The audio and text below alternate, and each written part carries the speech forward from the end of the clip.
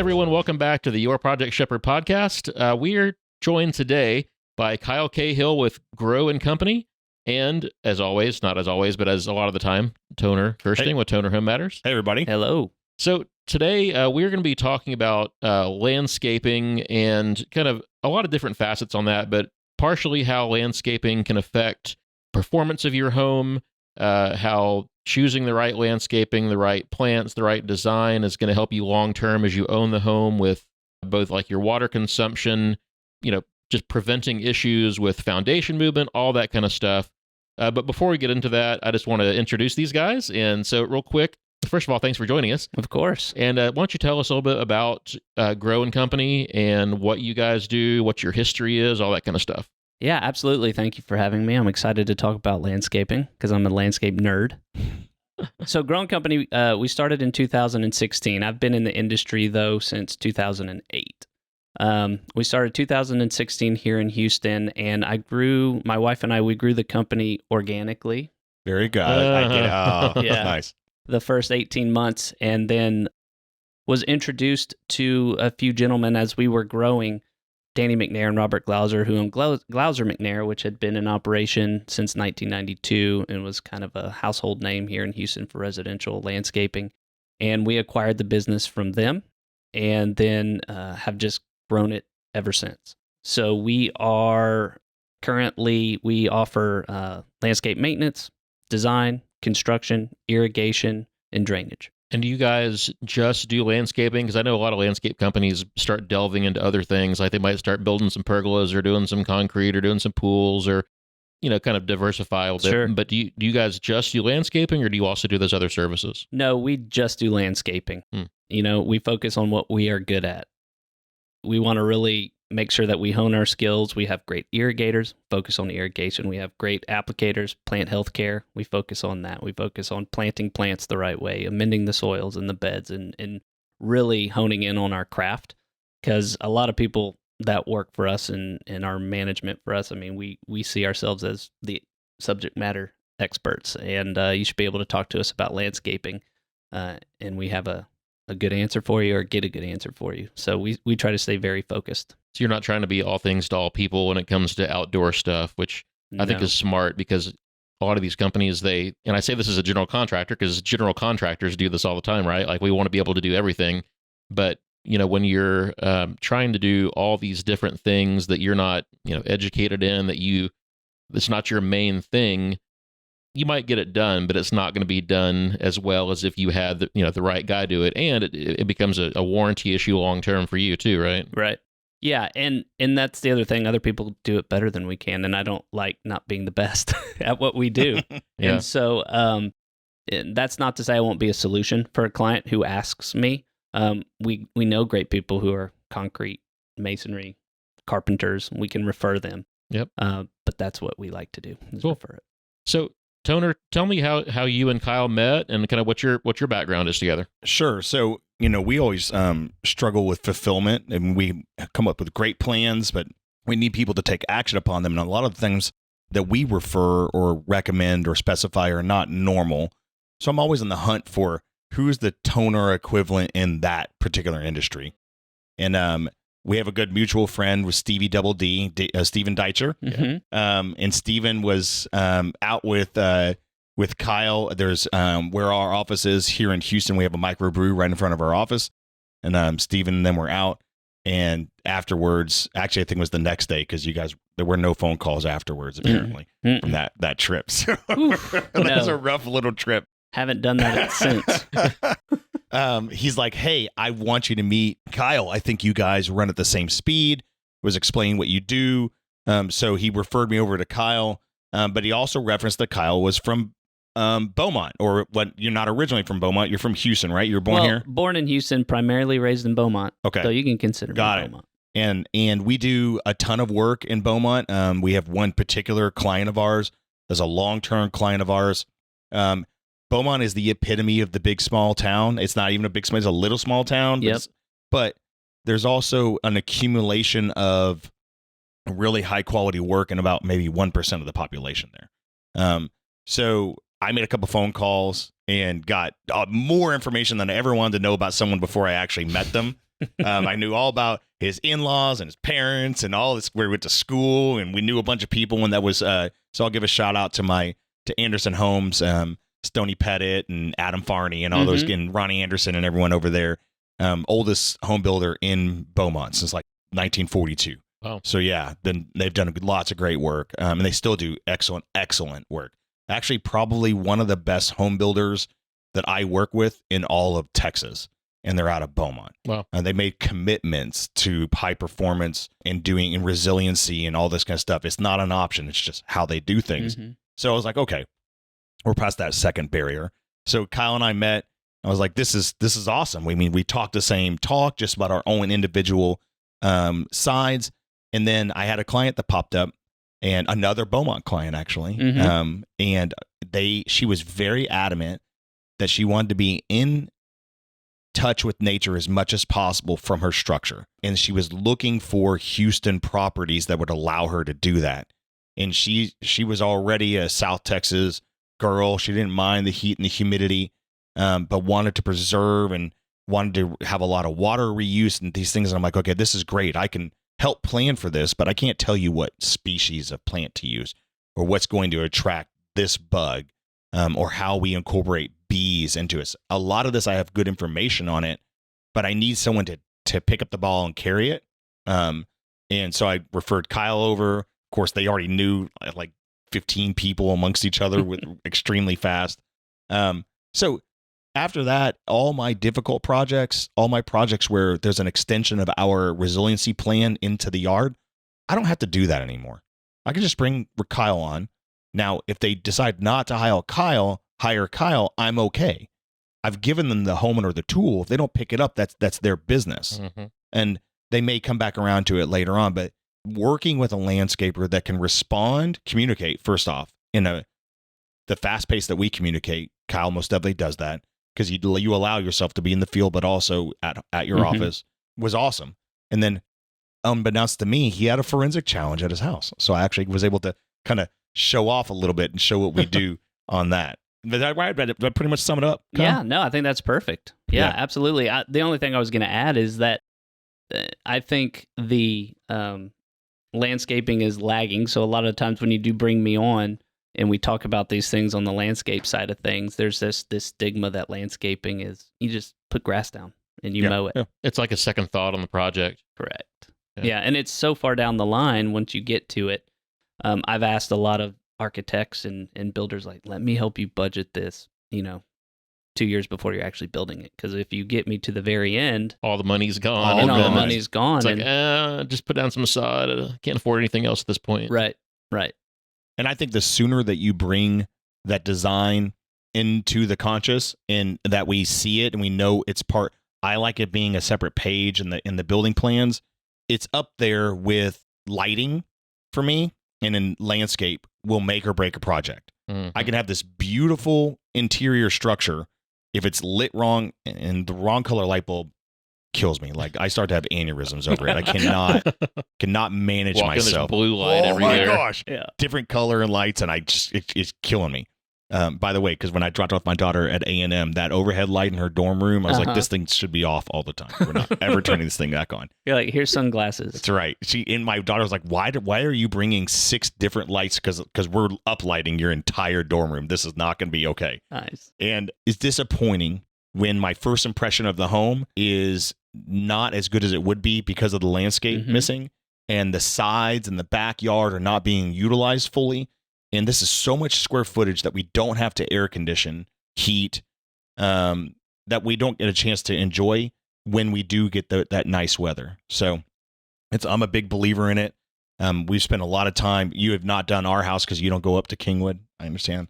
I'm trying to talk Kyle into redesigning our place on the island to like this like native island theme kind of thing. And even though I know you guys don't go down to the island of service, I know you would always do it for me. Of course. I would not ask you to go down there. At least the design for you, right? That's right. Yeah. But I think it's a huge impact, very, very, very valuable.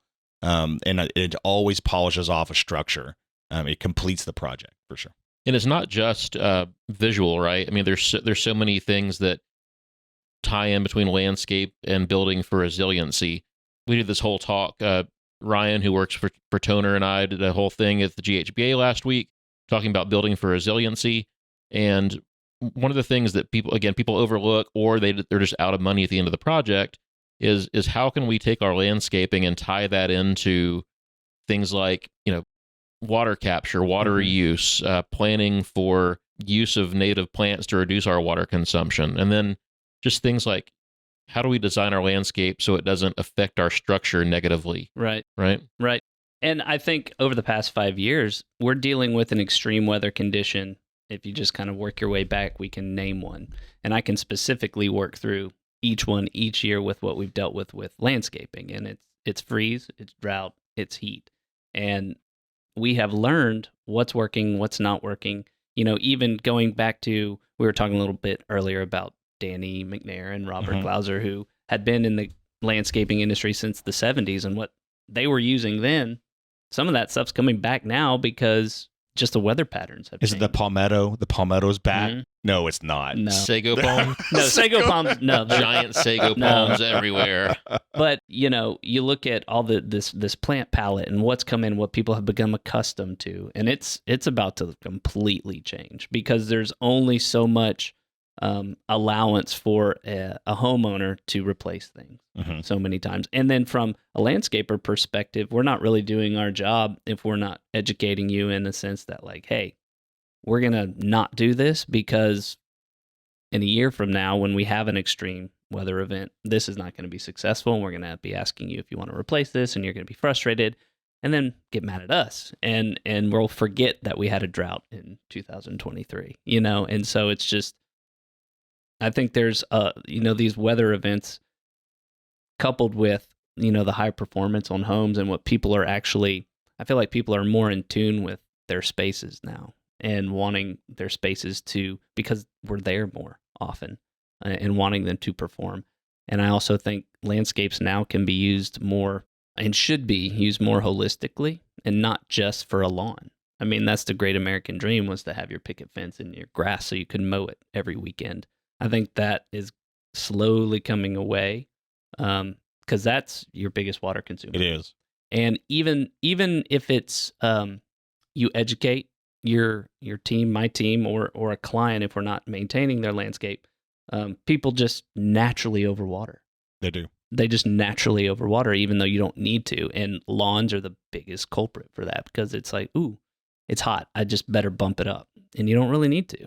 Do some of the new technology, like the Wise apps or the different, apps that control your sprinkler systems, do those help with that? I know the one that I have, like it's supposed to automatically adjust for weather conditions. It's pulling weather data off the internet. It adjusts. What's your take on using that technology? So I'm a huge proponent for technology. Just like anything, though, you can have the best technology if your inputs, if you're not programming it correctly, if you're not actually monitoring it, it's not a set it and forget it type deal. And that's because in landscaping, and especially in Houston, it may be raining in West U, but River Oaks didn't get a drop. And so a lot of times you're pulling from towers in different areas. Well, if that tower is getting rained on, you're not getting any water, or vice versa. So there's different types of technologies that can actually monitor on site and help control so that it's very local to where you are. So we use one. It is for industry. So, you've got the ones you had mentioned. We use one that's pretty robust. And so it's actually a requirement to become a client of ours on our maintenance side of the business. To have that system? Is it Ratio? Which one is it? This one's Weathermatic. Got it. And so we actually transition and we take their controller, put an air card, and everything's monitored locally. It's local conditions. We dial it in based off of plant material, soil composition, and then there's basic and smart operations on how we want to water it. But we can monitor it anywhere. Any given time has history of what the watering should be. I love that you put a requirement in front of one of your clients in order to take them on as a requirement. So they call you up, hey, Kyle, I'd like you to come take care of my big old yard and all my landscape. Okay, well, you got to do this first, right? Like you lay that out. Yeah, and trust me, we've had conversations internally, like that's a scary thing because I'm coming to you and everybody's exhausted with their monthly charges. This is the equivalent of a monthly charge, and it's anywhere from $35 to $50 on top of the charge to maintain. But I just pass that charge through because I just say, hey, this is going to help us manage your property better. So you can hold us more accountable to having a more well-managed landscape. But if I can't, being in residential primarily, you get those Saturday calls, you get those Sunday calls. And if I can't pull that app up and control something, 9 times out of 10, we're not driving over. Yeah. We don't have the capability. So you can control that from your office or your computer, right? And it's not necessarily from the homeowner's side at the controller. Correct. Yep. And is it just water or is it lighting also? So this one's just water. This is irrigation specific. So all the properties that you're managing their lawn or their landscape, you can pull up any client and kind of check their water usage. Yep. Or their settings. Yeah, check their settings. I can check their history, see if anything's changed. A lot of times you get a lot of hands in the cookie jar, so to speak. And so it just monitors how that changes. And it's also helped us too in terms of when we have these freeze events. We know when the system's off, when the backflow's off. We control all of those things. It's really cool. I have a probably not the professional version of that. It's crowdsourced, so it knows, hey, it rained 3 houses down. So we're not going to rain right now, or we're going to wait 15 minutes and see. And it has all that stuff connected. We were able to dial in the type of plants in the beds, and it knows the annual usage or how much water it needs per that plant species, and it kind of has an average bed load. And they recently sent us a sensor that we can leave, a wireless sensor that we can leave in the bed, so it can register how much water is coming down on it. So it knows, hey, we're putting out this many liters, but we're only seeing this much actually make it into the bed. So you must be watering outside your bed load. And it's been awesome. Yeah. And my wife asked a question. She's like, our sprinkler system is running all the time. I was like, no. It's actually running, but for a smaller amount of time. It's just doing this basically theory, this small amounts of water over a longer period of time, better than large amount of waters every now and then. So I'm just letting it do its job. And our landscape it's crazy. It's no joke hot out, like holy crap hot. And our landscape has never looked better than this year. That technology is amazing how far that's come. You think back to, when you started, right? I mean, even there was where it was then. Yeah, it was like you went to the controller, you set it, and you better walk away and have a runtime, a day set. What days is it watering? Like if you didn't have any of those like 3 essential things and you walked away from the clock, it wasn't going to do anything. You mean you just didn't show up to the house with a hose and that tractor thing that runs along the hose and just turns the sprinkler in a circle? No, they retired those, but those are super cool. Those are like super as a kid, cool. Yeah. I loved those things. In fact, every time I get one of those, I'm going to start dropping them off at your office. Relics. I love it. Relics. Those controllers used to have all the little pins that you would put in to set the time. Oh my God. Like all mechanical. Yes. Yep. Yeah. But, that's the thing. Water is going to be, if it's not already, a limiting factor to what we can do on the outside of the home in the landscapings. And you'll see that. I mean, we're already seeing that through restrictions outside of Houston. I mean, the San Antonio, DFW. I mean, they cut it off real quick. And it's only a matter of time before Harris County is going to be looking at. You guys are stocking up on white rock for the yards? Oh, yeah. Is that the plan? Just scrape it and gravel for everybody. So what is, you mentioned earlier, especially the turf, right? That ornamental grass, which is by a lot of other nation standards, that's ridiculous. That is a Big Mac kind of American problem, right? Like we water grass here. It's the biggest, we can fact check this, right? But we don't fact check it. That's just going to get in the way of good entertainment. We just make statements. I believe it is the largest irrigated crop in the U.S. It is the largest irrigated crop. I've heard that also. Yes. Millions and millions of square feet. That doesn't produce any revenue. It has its GDP is worthless. So it's all it's all about you just love a pretty lawn. It is a vanity product, is all it is. So what do you all currently do, and what do you think you're going to be doing in the next 10 years? Yeah, so I think lawns are shrinking already, and I think that I love a good lawn. So let me start off by saying that I don't think lawns are evil, but I think that they need to be properly used and placed within a landscape, because we all like to, with your families, go out into a lawn space and kind of sit there. It's a great area in the landscape. But it needs to be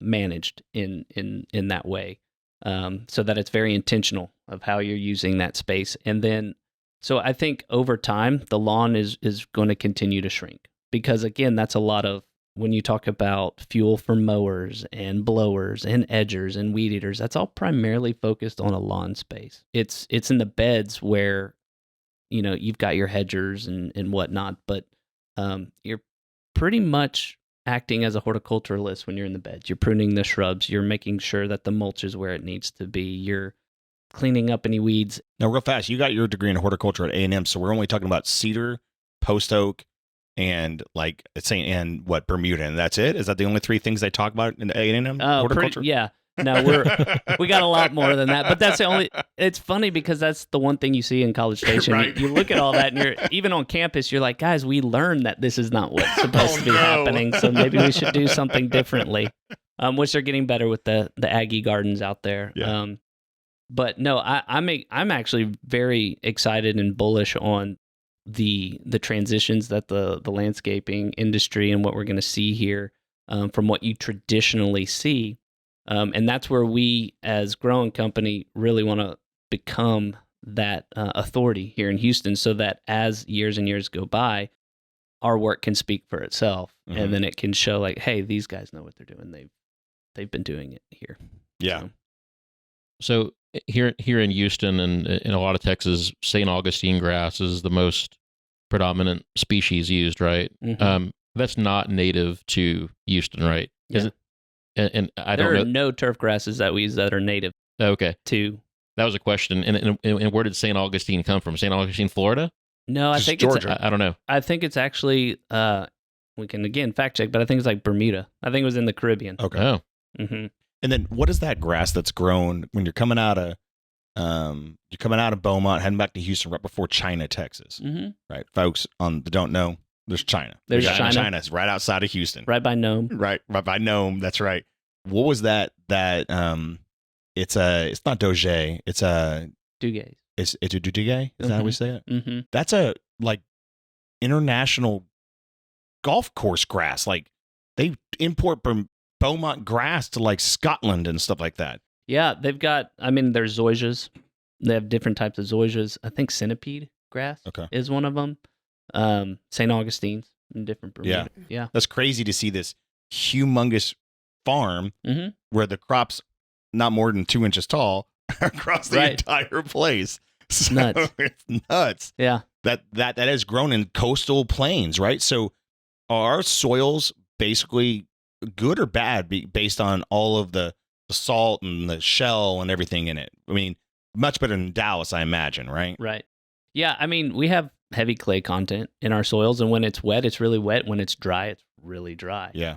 I mean, you know that. It it expands, contracts like crazy. And again, lawns are such a high input, not only from water, but from amendments, be it inorganic or organic fertilizers, pesticides, all that.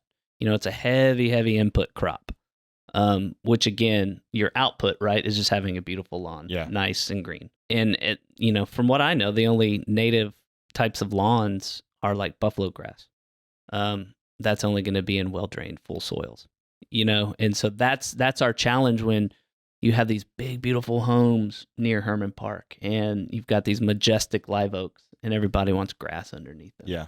So that's just not going to happen. Sometimes I have to say, hey, if it's green, meaning it's a mix of grass and weeds, leave it. Yeah. Because then at least you can look out your window and see it's green, and we'll just keep it mowed. But honestly, it should be a mixture of understory trees, shrubs, some types of sedges and grasses I can do, but not lawn type. Yeah, it should be little mini forest underneath the big oak tree. Correct. And that has purpose behind it too, and root stability and all these other nutrients and things like that. Well, and that's why, like, on all these construction sites, pine trees, if you've got a pine tree and you're building a new home, you might as well take it out. Yep. And of course, if you live in a pine forest, good luck growing anything underneath all those pine needles. And is it iron that comes out of the pine needles mostly? Yep. That's why if it gets into your compost, just kiss your compost goodbye. Yeah. It's funny though. I love pine needles as a mulch. Well, yeah. You know what? And the crazy thing, where my wife's family is from in East Texas, they all use their pine. They rake up their pine needles and it goes into their beds. No, I actually think it's fantastic. And as we're talking about like on a home, Yeah. and from a maintenance perspective, right now it's a shredded hardwood mulch, right? And we use hardwoods because we don't want termites eating that and then getting into the home. So we're told, it's hardwood and it's finely shredded. The thing with that is when it sits on the ground and it forms this mat, and mulch is typically put down because it's to prevent weed growth and it's to help moisture stay within the soil. All It's because they want their yards to look black. Right. Right, because that does look cool. Right. Look, the neighbor's just mulched. It's clean. It looks great for like a week. And then once we get rains, and especially with irrigation, I mean, irrigation water has, salts in it and also fluorides. And so that mat becomes a thick, like fibrous, try to pour water on it right now. Like if you haven't irrigated and you go try to pour it, it's going to do nothing but run off. And what I love about the pine straw is you can put it on 10 inches thick and it's completely porous. It could sit next to a house and, as long as that subgrade level is down where it needs to be, it's perfect. Yep. Doesn't a lot of the mulch that's black actually have black dye in it? Yeah, reds and blacks. Mm-hmm. Yeah, we do not put that down. And eventually that mat gets so dense that the hydrostatic pressure that rises up it turns into a class 2 vapor barrier, and we grow that cladosporium, that white mold underneath it. And we'll have structures where the interior of the house doesn't have any mold development, but we still have a really high count of cladosporium inside that. And the way that we do our outside and our inside testing lets me see what is affected by which wind patterns, so the windward side or the leeward side convection patterns. And we will find that the mold that is developed in the mulch is actually blowing through the structure. So our mold source in the house is actually the mulch. So when we're designing a healthy structure, it is a mulchless structure. So no mulch in any of the beds, which now I'm going to talk to Kyle and we're going to go about all pine needle. Because now you're going to have everybody dropping off the bags of pine needles on your property. Oh, I'll take it. No, you won't. Don't even say that. You're going to be buried in pine needles. No, warehouse full of pine needles. I think so. One of the best things to look at is like go walk the trails at the Houston Arboretum. Yeah. And I mean, the leaf mold that's underneath there. I mean, I can't tell you what's good or bad for the house, but all I know is you can scoop that up and smell it, and it smells very clean. And replicating that is ideal. It's that, I'm all for getting rid of.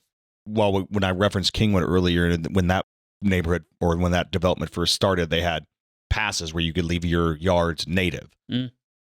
And now I think they're down to only 3 that still have those original 1971 passes. There's actually one on my street. And we walk by, it looks not okay. Like it looks like someone abandoned the house. And the house behind it is beautiful and kept up very well.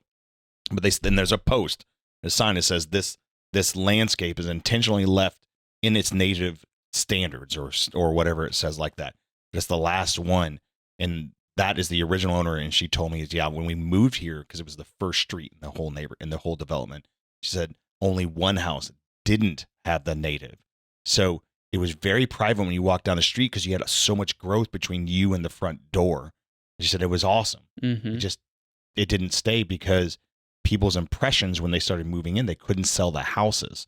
So they started stripping the yards and putting ornamental grass in order to help the houses sell. And now the HOA has a requirement that when that house sells from the original owner, it will be required to remove the native landscape and go back with ornamental. Really? Yeah, pretty crazy story, right? Wow. Yeah. For a development that was really trying. Like, could you imagine a developer saying that right now? Oh, they would. If they were doing that now, it'd be all the buzz. I don't know. But it might limit the sale of the home.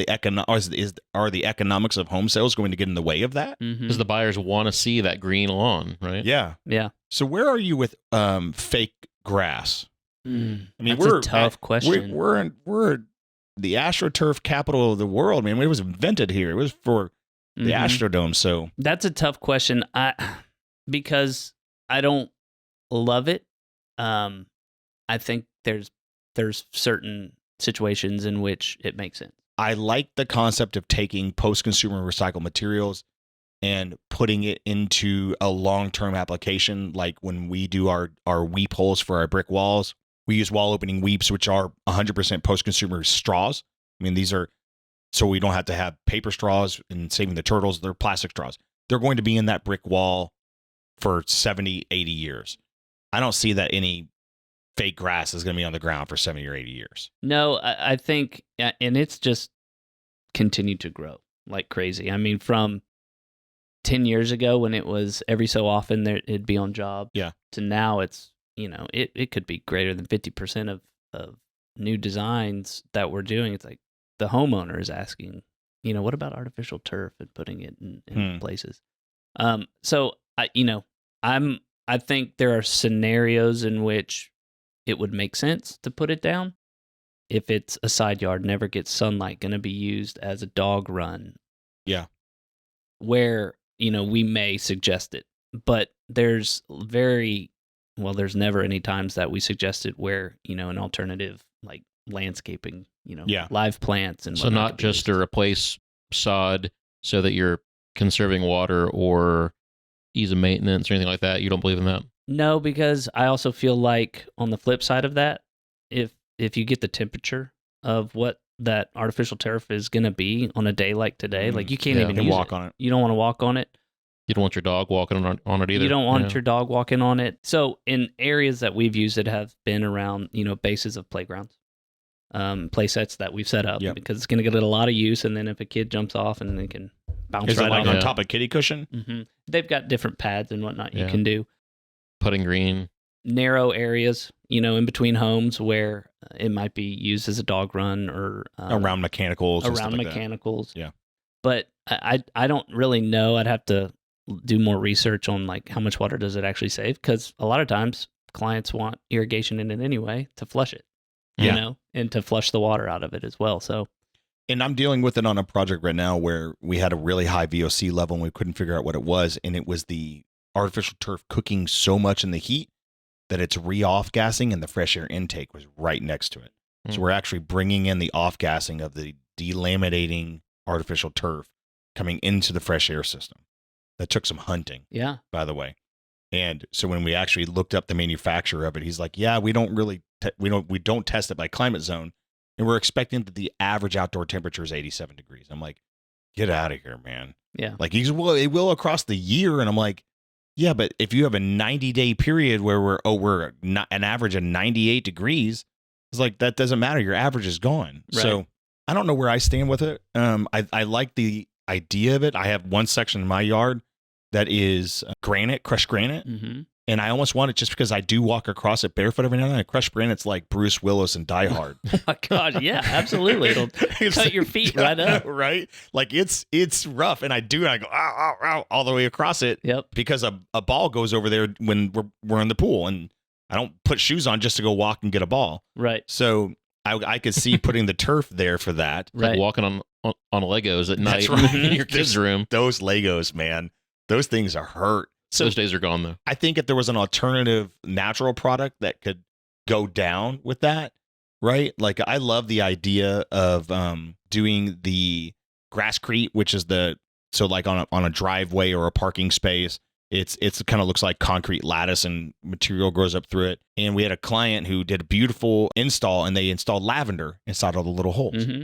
So it smelled like lavender when you were driving up the driveway. Mm-hmm. But the concrete itself heated up so much that it basically cooked.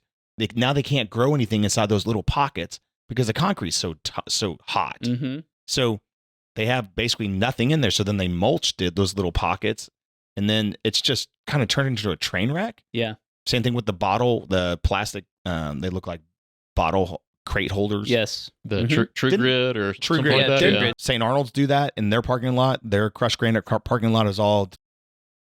And I like that concept. What do you do for insects? And I'm going to talk about the two pretty ones that we all like to. I would love to have.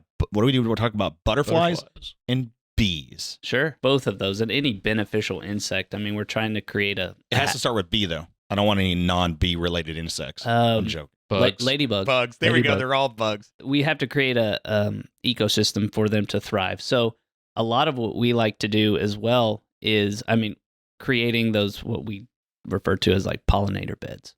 So I think there's a lot of opportunities in every landscape, unless it's completely under an oak tree. But there are different types of pollinator plants that you can plant in the shade as well. But that's how we are really trying to encourage just more interactions, even with pollinators, beneficial insects. And I did it for even at my house, which, Yep. It's tiny little lot. But you also chose one of the leafiest parts of town. I mean, you're right next to Memorial Park. Right next to Memorial Park, yep. And you're right. It's Camp Logan. Mm-hmm. So big esplanades Mm-hmm. and lots of tree overhang. Was that intentional? Oh, yeah. Okay. Yeah. Oh, yeah. And we get sunlight in our little patch of lawn because, yes, I do everyone else landscaping every day when I go home. The last thing I want to do is my own. That gets sunlight. And I had built a raised pollinator bed. And just because, of course, I love to have those little moments. Mm-hmm. And they're beautiful to me. But what I didn't anticipate, because this was pre-kids, now that we have 3 girls, 6, 4, and 1, but creating these little... Kyle doesn't watch a lot of movies. 6, 4, and 1. And what I didn't anticipate was their interactions with it. So like dragonflies, different types of all these insects, the butterflies, watching the on our milkweed, the monarch butterfly, the chrysalis, and watching that, and them just being really engaged with this little 12 by 3.5 section of the landscape. And that's been really cool for me to see, especially when we're designing homes or landscapes with family. That's got to be right on the sidewalk for your community too. Mm-hmm. Like you must have other people see that, because that's like... It is. It's right, because I live on the corner. Yeah. And a lot of people will stop by when they're walking their dogs and look in and talk about it. So it creates a lot of conversation because it is a buzzword. I mean, everyone's kind of into it right now, which is a great thing. So is that a standard thing that when you're talking to someone about what they want, is that part of the questioning? Mm-hmm. Okay. Yeah. And then you work it in and work it into that scenario, right? Right. That's really cool. Yeah. So let's talk about xeriscaping and water usage. Toner and I have another friend, I'm not sure if you've worked with him, Zach Gavos, that does rainwater capture. But one of the things that we talk about is reusing rainwater. So capturing water from gutters, from condensate capture, and reusing that. How much of that have you gotten into? So we've done a handful of rain harvesting from like having rain tanks, like substantial rain tanks. And rainwater is so much better than irrigation. It is. I mean, you'll see. It doesn't have all the city chemicals in it. It doesn't have all the chemicals in it, and you'll see. Even with the runoff off the roof and sediments and stuff like that, it's still... Well, and that's one of the messages we're trying to get across to all of our clients right now is irrigation is supplemental. Mm-hmm. It is not meant to replace rainfall. Mm-hmm. So every landscape out there right now is on a lifeline. Yeah. It's on a lifeline with the irrigation, and it just can't keep up. But the second, if we were to get a good day of some slow rain, not anything that's going to come and run off real quickly, the landscapes will be back. Yeah. Like it'll just flush immediately. Yep. And you don't see that. I could set the irrigation for 8 hours on the lawn. It's not going to respond to what it's going to respond to with good rainwater. And if one of those plants, let's say, doesn't come back, wouldn't it be wise to not use that plant anymore? Mm-hmm. So this is a learning opportunity also for what can manage itself going forward. Because when we talk about drought tolerant species, I'm going to go all the way back to my original lead training, Lead for Homes, back in 2009. And there was a big part of that. We used to actually have to have someone come through and make a personal accounting of the actual drought tolerant species in the yard. And I remember thinking, okay, who's going to do that? Like, who do I pay to come do that? Because it wasn't me as the lead rater, and it couldn't be the builder. I needed some, and also you had to know what the hell you were looking at, right? Like you couldn't just guess it. Right. So we used to have little tags left on it by the landscaper so we could self-identify that. Identification of a drought tolerant species was based on poor climatic information. It's not equivalent to what we have now. So you're actually learning what is going to be a go forward tolerant plant versus what we used to think, correct? Correct. And do you just keep account of this? Like, who's the brain trust of this at GrowCo? I mean, I would say each one of our managers. And the reason why is because we're seeing what is not working, and then we have the responsibility to our client not to do that again. Yeah. You know, and not to suggest that type of plant again. Or when we do get past this drought and we go through the winter and we're looking at spring plantings, we have to remember that. So that, you know, because it's a short memory. And with the freezes that we've had, there have been some varieties of plants that after Uri, you know, they were gone. But it's like, hey, it's probably once in a lifetime thing. Let's go ahead and plant those again. And then they got zapped again. Yep. And then I think it takes 2 to 3 instances, and then it finally gets through. Like, okay, well, I don't want to keep spending money on that. What do you suggest? And then we can get there. I'll give you. I'm probably going to be. This was probably and after hearing you is an absolutely horrible decision. But I have a big wall, and it has the vines that you grow in these X patterns, right? The checkerboard patterns. Jasmine. And the first freeze that came through, and that jasmine had overtaken. It looked beautiful. It was the entire wall. Finally earned my way there, going out there on the weekends and weaving it like I'm going to move it this direction. It is, I do enjoy participating in that, but it died. It was one jasmine plant. I'm like, you know what? Screw it. I'm going to put in 2 jasmine. I'm going to double. I'm going to double up so that if one dies, I'll have the other. I won't lose both. So I'll put in 2 jasmine. There's no way they're both die. There's no way they're both going to die. So then it happened again. Killed them both. Yep. After they filled up the entire wall. So I'm like, you know what? Screw it. I'll do 3. 4 in. So I currently have 4 of them on that wall. And I have no way to protect. That wall is so exposed on the north side of the structure. It's going to get. So I have like this plan, like this insulated blanket I'm going to put across a 25-foot wall and all this stuff.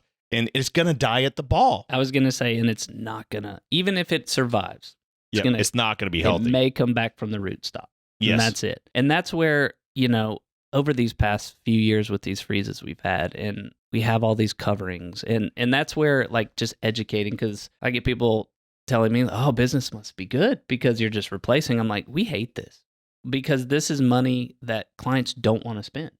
This is, I'm going to have... not enjoyable. It's not enjoyable.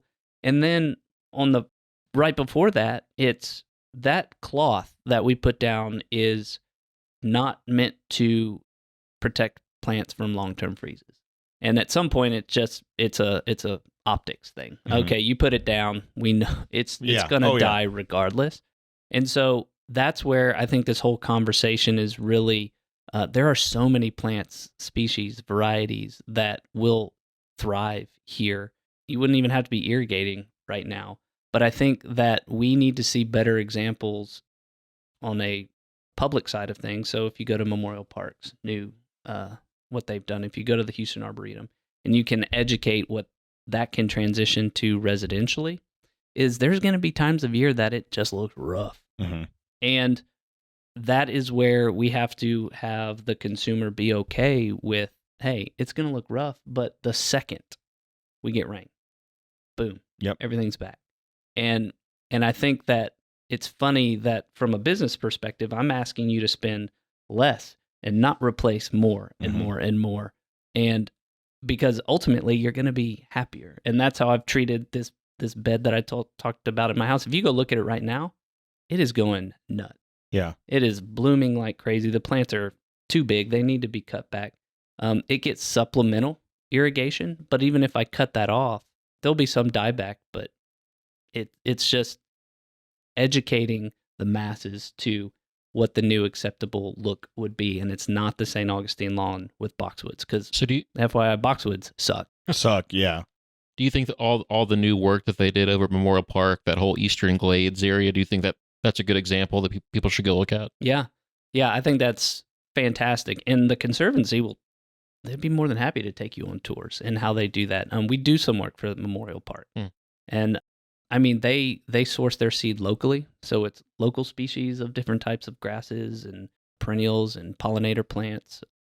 There's a lot of good work being done here in Houston that can show what we can do. But I think it's our job to show how that can be done really beautifully to complement these beautiful homes. Because yes, if I'm building a $5 million home, I'm not going to have the Kingwood Pass that's going to let it just go native. You want to be proud of it, but how can we mix that? Yeah. Most definitely. I think more people are wanting to be responsible in that way now than they used to be. There's always going to be that segment that they just want green, green, green. But I think being responsible and making those right decisions is becoming more popular. Mhm. Would you agree? I would You're wholeheartedly getting more agree. requests from clients for Yes. how am I responsible in this? Yep. How, because now it's starting to affect pocketbook more than ever too. So it's like, how are these drought tolerant? How are these going to survive these freezes? And it's, it's not simple because I think it takes a really effective design solution to have that look really good. And then people will be on board with it. So was this part of your conversation in school when you got your degree in this? No, it was not. And that's primarily because I studied plant genetics. And so I was more on the science side and plant breeding. Mm-hmm. It wasn't until Plant husbandry? Yeah, plant husbandry. That's horticulture. It wasn't until really I got out into industry and just started talking with the different growers and seeing what works and just seeing like, oh, this is silly. Why do we keep doing this? But you had a really, really back page view of horticulture and then came into the business instead of owning a business and trying to find time to learn and read to the back page. Right. So that's an unusual circumstance. Right. I mean, otherwise, what would your route have been? Where would you have been if you had not been here? That's a good question. In a lab? Yeah. Yeah. Yeah. In a lab, or I wasn't so much like GMO type stuff. Yeah. It was more crossing plants and seeing what you got. Yeah. But that just bored me actually too much. It was I mean, you're on the front lines now. Yeah. I mean, this is it. right. But Well, and that's now I'm excited too because I have a wonderful team. Mhm. And that's part of the reason why I'm actually able to be here on today while everyone's out making things happen. And so now just more involvement within the industry and getting with different growers and being on the front line of the design, because that's what makes it happen. You can sell the look, you can sell how beautiful it can be, and then you have examples of it, and then other people see it and they're on board. so folks that hire you don't even realize, hopefully they realize it, but they may not realize that they're getting a very, very advanced design methodology with all these things into consideration, many times without them asking for it. This is just the Grow and Co way. Right. It's the way it gets done. Right. And that's awesome. I'm glad that they're getting it. I could see the challenge of them not realizing what they're getting. Sure. Right? Like we struggle with this also when someone says, how will I know if you did a good job? It's like, because you won't know that I was ever there. Right. Like, if we do our job, you won't know that we did our job. Right. So, or you really technically won't know that we didn't do our job. So that's always a challenge. So when you're approaching a new client, I guess those are barriers for them to overcome, Mm-hmm. but you still get a lot of your work from referrals. Am I correct? Yeah, I mean, primarily we are referral based. Okay.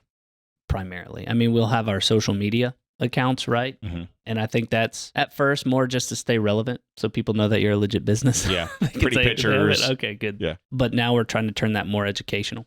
Not only for our clients but others. But yeah, it's a hard value proposition because you don't know it's not working until it's not working. Not working. So as we kind of wrap this up, you and I and Toner kind of talked about this briefly in the other room. What would you say to people right now who are going through this drought right now, who are just like angry at their landscaper right now because their yard looks like crap and their grass is still dying? And Yes. why aren't those guys out working every day fixing this? Yes. What would you say to people right now about what we're going through and I experiencing? appreciate that because, I would say first and foremost, the men and women out there working in the industry that are servicing your properties deserve some empathy because it is literally hell on earth right now out there. And it's legitimately dangerous working conditions with these temperatures that we're facing with no rain. They're out there every day showing up, making this happen. And from our perspective, we understand and empathize that it's not that prices are getting any cheaper. And unfortunately, landscapes aren't looking any better right now. That will change. It will get better. The temperatures will come down. But, I would say just have some empathy and just be nice to your landscaper right now because they're out there sweating their butts off in these conditions, making it happen day after day. They're borderline first responders at this point. Like they're right on top of it. Right on top of it. Yeah. Yeah, when you see these guys, you should be like, thank you for your service. Thank you, man. I appreciate it. Yeah, absolutely. It ain't easy. And I really, really look at those men and women out there, and I have a ton of respect for them. Ton of respect. Awesome. and before you give us how to reach you and work with you guys, what did you guys do for the landscape at your new office? We did all St. native. Augustine everywhere. Yes, St. Augustine. Palmetto. Actually, I'm glad you asked me that question because, of course, we like to practice what we preach. Mhm. So it's kind of cool. We have 3 acres that we're on. I designated 1 acre that we didn't develop at all. Okay. And that's going to be our native coastal prairie. Mhm. It's going to be fun. So for those who want to experience it next, into the winter, beginning of the spring, we're going to burn it. Really? Mm-hmm. Okay. Because it was a vacant lot for a long time, so the seed bank there is incredible. So we did not import any new soil when we developed it either. So the seed bank stayed local. So in order to jumpstart that, I'd like to burn it. But we've also landscaped different areas of our office with, it's all pine straw mulch, Okay. by There the we way, go. and native plantings Mhm. that are thriving. They look great, even in this heat right now. I've got full blooming liatris with palmetto palms, not sago palms, with sedges underneath it, and then all pollinator beds. So it's really, the idea there is to be able to bring folks out and say, hey, this can be really beautiful done this way. Here's what it looks We'll like. see it at the open house, Curtis. I'm Yeah. sure we're going to get an invite to Oh, it. yeah. We better. That's right. Yeah. We just moved in, so we'll settle in. We'll get everyone out there. Yeah. Awesome. That's Yeah. awesome. Well, thank you so much for joining us today. I Yeah. appreciate you. Absolutely. Thank you for having me. Tell everybody listening and watching how they can find a growing company. Sure. You can obviously email me. My email address is kyle@growandcotexas.com.